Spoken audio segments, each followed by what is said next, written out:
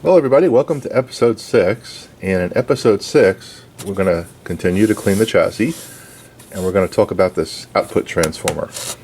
So, in my previous video, you saw that there were a bunch of soldered connections hanging out over here. And what I found was that someone had done a modification to this thing, probably for the headphone or the speaker, and did a cheesy wire job. So, first thing I did was remove all the wires from the output transformer. This particular one right here, this black wire, they actually had the connection or the terminal ripped out from the paper. So I fixed all that. I've got new wires now coming out of this thing, and what I'm going to do is I'm going to basically disconnect this phone jack. All the wires run back to the phone jack and then come back up anyway. And there's really no reason to have that, so I'm going to disconnect that and just have my wires come straight up for the speaker. So while I had the output transformer removed, I took the opportunity to clean here. Got rid of a lot of rust. You'll see here there's these traces that are a little bit lighter. There was some rust there. Have a little bit more to go before I reinstall it. But that's the plan. And then we're going to try to polish this thing up one last time and see where we go. So. Output transformer is good. I've ohmed it out. It works well. We're in good shape. No damage. We'll just reinstall this thing correctly, and we'll be in very good shape. So let me come back when I have this thing all mounted, and I'll just walk you through underneath the chassis. I'll be back. Okay, so we have the output transformer reinstalled, and you'll see that I did choose to leave the speaker jack in there.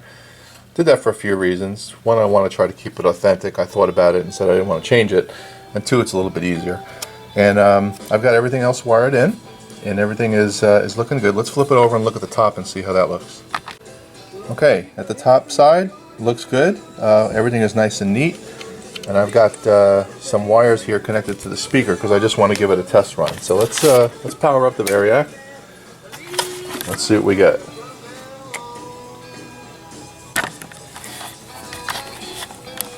I think should work out fine because I did ohm out the transformer. So I'm not expecting a problem, but you never know. Let's see what happens. For that, just make sure you've got a viable financial plan in your hands that you can either implement on your own, or if you'd like for us to help you implement it, that's fine. But without that financial plan, it's going to be more difficult to be confident and successful in retirement. So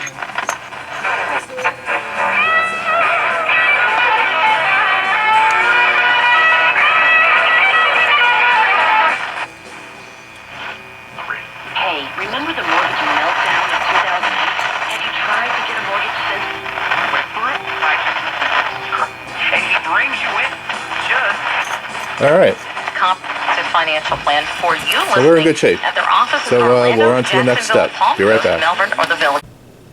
Okay, now that I have the output transformer correctly wired here, I want to do something that's going to be a little helpful down the road. I want to create a speaker connection that can be disconnected without removing the speaker from the chassis. So I'm going to use these clips here, and I got them on Amazon, and it's the Hitachi 140 piece 2216 male spade wire connection set. And when you look in here, you'll see that you have three different sizes. You have a 2216 AWG, 1614 AWG, and 1210 AWG. And for what I'm doing, the red ones are going to be the ones that I use. And there's also a quick connect. So let me show you what that looks like. I've already done the ones on the speaker. Alright, and basically I'm going to wire these things opposite so you can't make a mistake. So I've got the male connected to the yellow wire, and I've got the female connected to the black wire. And you see that hole right there? That's where this end goes in. So I'm going to show you how you connect them on the chassis end, and let me set the camera up and we'll do that. Alright, so we're going to start with the yellow connector. So you'll see I've got the male here on the yellow. So what that means is we're going to use this one on the other end. And basically what you do, I want to make sure you can see this in the camera. So basically what you do is you take your wire, insulation on, you put it in this little clip right here. Let me put it close so you can see it. Right there. So it bites it. And you close that.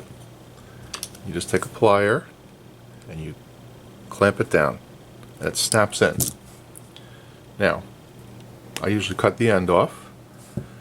And because I don't trust this cheap Chinese crap, usually what I do is I put a bead of super glue right in here. Just to hold that thing together. Just like that. Okay, that's one side. And on this side, you have to make sure that you've got enough wire sticking out of the top, obviously. And we're going to put this connector in, like so. And we're going to crimp it. I'm going to use one of these crimping tools. Just like that. And I'm going to use the center right there.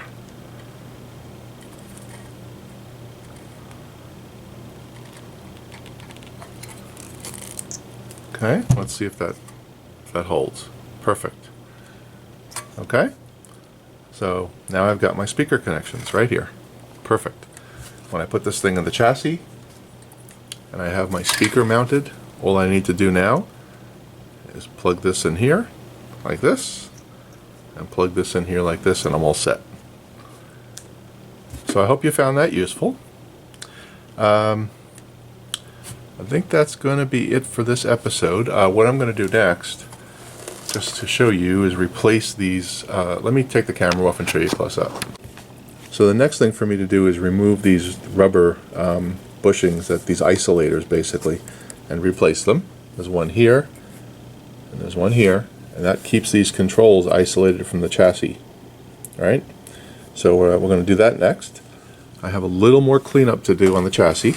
You'll see here that I did clean up much of this here when I took off this output transformer, but I've got a little work to do down here. So we're just going to keep plugging along, and got to figure out what I'm going to do down here.